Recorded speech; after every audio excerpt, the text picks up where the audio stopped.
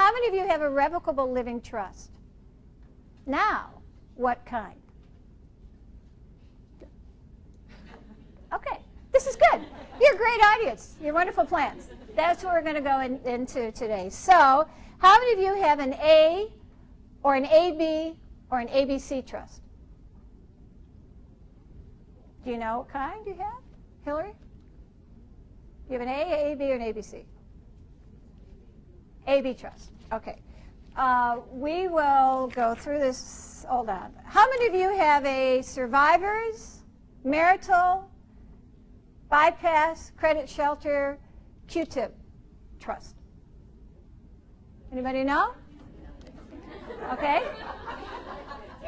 Now, considering you don't know what you have, how many of you have updated what you have in the last 2 years?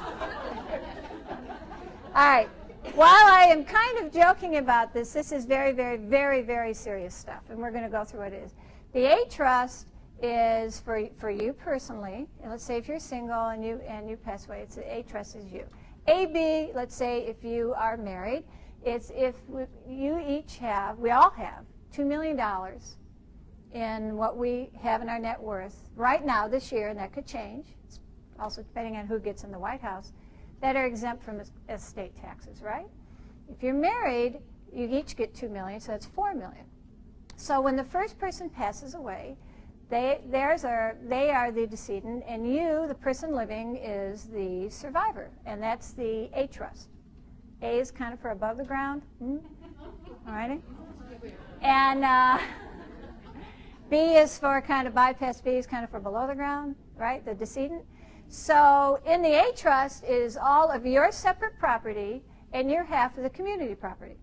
In the decedent B trust is all of their share of the community property and their separate property. If that goes over $4 million, then you have a C trust, and everything kind of left over goes in the C trust, right? The A trust is revocable. It's your trust, you're living. You can change it any time you want. The B and the C trusts are irrevocable trusts. And you can get income off of that and interest, but it's a wonderful way for you, if you do happen to pass away, to have control after your death. And that helps protect your family and your children, things. But that's just scratching the surface. You should look in your trusts and see what kind you have.